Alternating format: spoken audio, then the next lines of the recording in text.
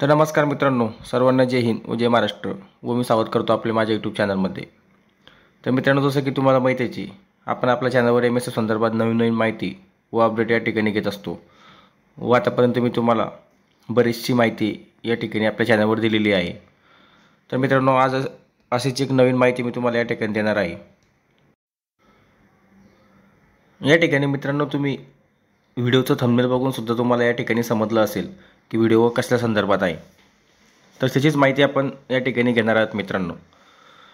तर त्यासाठी तुम्ही व्हिडिओ शेवटपर्यंत बघा व मित्रांनो, तुम्ही चॅनलवर नवीन आला असाल तर चॅनलला सबस्क्राईब नक्की करा। जसं की मित्रांनो, तुम्हाला माहितीच आहे, महाराष्ट्र राज्य सुरक्षा महामंडळामध्ये जे सुरक्षाकर्मी सध्या कर्तव्य बजावत आहे त्या सर्वांना या ठिकाणी म्हणजे वर्षानुवर्षे या ठिकाणी त्या गोष्टीची वाट बघावी लागत असते। तर कसल्या संदर्भात वाट बघावी लागते मित्रांनो, तर या ठिकाणी आपल्या जिल्ह्यामध्ये बदली करून जाण्याची। तर त्याचीच माहिती आपण या ठिकाणी बघणार आहोत। तर बदली मित्रांनो ही या ठिकाणी दोन प्रकारे होते, एक विनंती बदली व एक अंतर्गत बदली। तर यामध्ये आपण अंतर्गत बदलीचे काही नियम असतात त्याचीच माहिती या ठिकाणी घेणार आहोत। तर चला मित्रांनो, आपण आपल्या व्हिडिओला सुरुवात करू। तर जसं की तुम्ही स्क्रीनवर सुद्धा या ठिकाणी बघू शकता की सुरक्षाकर्मीचे बदलीविषयक धोरण, म्हणजे मित्रांनो सुरक्षाकर्मीचे बदलीविषयक धोरण व त्यामध्ये काही नियम असतात त्याचीच माहिती आपण इथे घेणार आहोत। तर विषय तुम्ही बघू शकता, सुरक्षाकर्मीच्या प्रशासकीय विनंती तसेच अंतर्गत बदली संदर्भातील धोरण। म्हणजे मित्रांनो, बदली ही या ठिकाणी दोन प्रकारे होते व एक प्रशासकीय बदलीसुद्धा या ठिकाणी होत असते। तर त्यामध्ये विनंती व अंतर्गत बदली अशा दोन बदल्यांचा समावेश असतो। तर त्यामध्ये आपण आजच्या व्हिडिओमध्ये अंतर्गत बदली संदर्भातील धोरण व काही नियम असतात ते बघणार आहोत व यानंतरच्या व्हिडिओमध्ये विनंती बदलीचे काय नियम व काय धोरण आहेत त्याची सुद्धा माहिती आपण घेऊ। आता बरेचसे जे सुरक्षाकर्मी सध्या कर्तव्यावर कार्यरत आहेत ते वारंवार या ठिकाणी त्यांना एकच प्रश्न पडतो की सर, बदली कशा प्रकारे होते व अर्ज वगैरे कशा संदर्भात असतात। तर त्याचीच माहिती आपण इथे घेणार आहोत। तर तुम्ही बघू शकता, महाराष्ट्र राज्य सुरक्षा महामंडळ अंतर्गत बदली संदर्भातील नियम।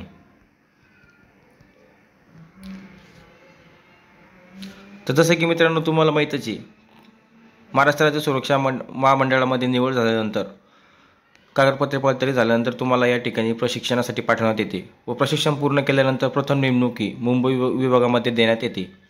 तर सुरक्षा रक्षक व पुरुष, महिला किंवा पुरुष या पदावर निवड झाल्यानंतर व प्रशिक्षण पूर्ण केल्यानंतर सुरक्षा रक्षक यांना महामंडळाकडून प्रशासकीय सोयीनुसार राज्यातील कोणत्याही आस्थापनेवर नेमणूक देण्यात येईल।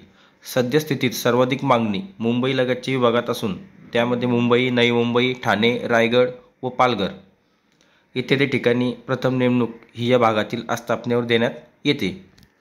जसं की तुम्हाला माहितीच आहे मित्रांनो, सर्वाधिक पॉईंटचा विचार केला, आस्थापनांचा विचार केला तर मुंबई विभागामध्ये सर्वाधिक आस्थापना आहे, त्यामुळे प्रथम नेमणूक ही आपल्याला मुंबई विभागामध्येच देण्यात येते। तरी ते आपण आता या ठिकाणी अंतर्गत बदलीबाबतचे काही नियम आहे त्याची माहिती घेणार आहोत। तर तुम्ही स्क्रीनवर सुद्धा बघू शकता व मी तुम्हाला या ठिकाणी सांगतच आहे। तर सुरक्षाकर्मी यांचा एक करार कालावधी पूर्ण झालेला असावा। मित्रांनो, जर आपण या ठिकाणी बदलीसाठी अर्ज वगैरे या ठिकाणी टाकतो तर त्यासाठी एक करार कालावधी पूर्ण झाल्यानंतर आपण त्यासाठी पात्र असतो मित्रांनो। यापूर्वी सुरक्षाकर्मी यांची विनंती किंवा अंतर्गत बदली झालेली असल्यास विनंती किंवा अंतर्गत बदलीनंतर किमान 5 करार कालावधी पूर्ण झालेला असावा। म्हणजे मित्रांनो, आपली जर या ठिकाणी विनंती किंवा अंतर्गत बदली झाली तर त्यानंतर कमीत कमी 5 वर्ष म्हणजे 5 करार कालावधी पूर्ण झाल्यानंतर आपण परत त्या ठिकाणी अंतर्गत बदलीचे अर्ज सादर करू शकतो किंवा त्यासाठी पात्र असतो। सुरक्षाकर्मीची कसुरी बदली झाली असल्यास कसुरी बदलीनंतर 1 करार कालावधी पूर्ण झालेला असावा। सुरक्षाकर्मी यांची प्रशासकीय बदली झालेली असून पुन्हा त्याच आस्थापनेवर अंतर्गत बदलीकरिता अर्ज सादर केल्यास सदरचा अर्ज अपात्र राहील। सुरक्षाकर्मी हा प्रत्यक्ष कर्तव्यावर हजर असावा। तर मित्रांनो, तुम्ही इथे बघू शकता, ही कसुरी बदली झाली असल्यास कसुरी बदलीनंतर 1 करार कालावधी पूर्ण झालेला असावा। कसुरी बदली म्हणजे मित्रांनो, त्या ठिकाणी समजा काही थोडंफार किरकोळ वाद वगैरे होऊन असे काही त्याच्यामध्ये असतात काही गोष्टी, काही अपवादात्मक गोष्टी असतात, त्यामुळे जर का आपली ऑफिसकडनं बदली करण्यात आली तर त्या ठिकाणी 1 करार कालावधी पूर्ण झाल्यानंतर परत आपण त्यासाठी बदलीचा अर्ज सादर करू शकतो। व सुरक्षाकर्मी यांची प्रशासकीय बदली झालेली असून पुन्हा त्याच आस्थापनेवर अंतर्गत बदलीकरिता अर्ज सादर केल्यास सदरचा अर्ज पात्र राहील. म्हणजे मित्रांनो, प्रमोशन होऊन म्हणजेच प्रशासकीय बदली किंवा प्रमोशन होऊन बदली झालेली असेल तर परत ज्या आस्थापनेवर आपण अगोदर कर्तव्य करत होतो त्या ठिकाणी आपण बदलीचा अर्ज सादर करू शकत नाही. आणि ह्या बदलीचा अर्ज सादर झाल्यानंतर मित्रांनो, सुरक्षाकर्मी हा प्रत्यक्ष कर्तव्यावर हजरसुद्धा असावा लागतो. अंतर्गत बदली करणाऱ्या सुरक्षाकर्मींनी आपल्या अंतर्गत बदलीच्या अर्जावर आस्थापनेवरील प्रभारी अधिकारी यांची सही व शेरा असणे अनिवार्य आहे. सदर अर्ज सादर करताना दोघांपैकी किंवा तिघांपैकी एकच सुरक्षाकर्मीने अर्ज सादर या ठिकाणी करण्यात यावा. म्हणजे मित्रांनो, आपण जो अर्ज सादर करतो इथं त्यावर आपले आस्थापनेवरील जे प्रभारी अधिकारी असतात त्यांचा सही व शिक्का या ठिकाणी म्हणजेच रिमार्क या ठिकाणी घेणे आवश्यक असते. व दोघांमध्ये किंवा तिघांमध्ये सुद्धा या ठिकाणी बदली करता येते मित्रांनो. तर त्यापैकी फक्त एकानेच त्या ठिकाणी अर्ज सादर करावा लागतो. सदरचे अर्ज हे व्यवस्थितरित्या भरलेले असलेले पाहिजे. ज्या सुरक्षाकर्मी यांचे अर्ज चुकीचे असतील त्यांचा अर्जाचा विचार केला जाणार नाही. तर मित्रांनो, या ठिकाणी महत्त्वाचा नियम आहे की सदरचे अर्ज हे व्यवस्थितरित्या भरलेले असलेले पाहिजे. ज्या सुरक्षाकर्मी यांचे अर्ज चुकीचे असतील त्या अर्जाचा या ठिकाणी विचार केला जात नाही. आणि सर्वात महत्त्वाचं म्हणजे मित्रांनो, या ठिकाणी विनंती किंवा अंतर्गत बदलीसाठी यासाठी विशेष स्वतंत्र ईमेल आय डी. तर यासाठी मित्रांनो स्पेशल म्हणजेच विशेष ईमेल आय डी या ठिकाणी आपल्या महाराष्ट्र राज्य सुरक्षा महामंडळाने तयार करण्यात आलेला आहे. तर त्यावर तो अर्ज आपल्याला सादर करावा लागतो.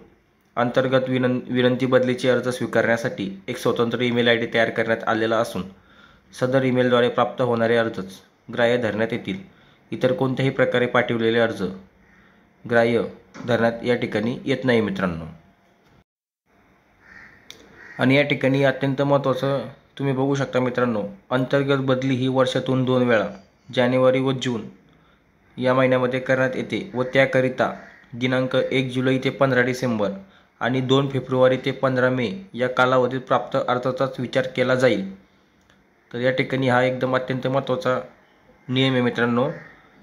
जानेवारी व जून महिन्यामध्ये बदली ही अंतर्गत बदली या ठिकाणी होत असते आणि त्याकरिता दिनांक 1 जुलै ते 15 डिसेंबर दरम्यान किंवा 2 फेब्रुवारी ते 15 मे या कालावधीत जे अर्ज या ठिकाणी प्राप्त होतात मित्रांनो त्यांचाच या ठिकाणी विचार केला जातो.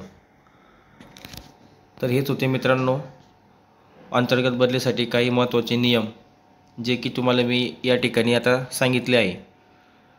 तर तुम्ही व्हिडिओ या ठिकाणी शेवटपर्यंत बघा. व्हिडिओ थोडा या ठिकाणी मोठा पण होऊ शकतो मित्रांनो, पण हे महत्त्वाचे नियम आहे.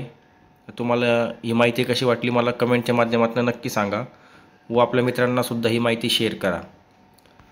तर भेटूया मित्रांनो अशाच नवीन माहिती आल्यानंतर. तोपर्यंत काळजी घ्या व सर्वांना जय हिंद व जय महाराष्ट्र.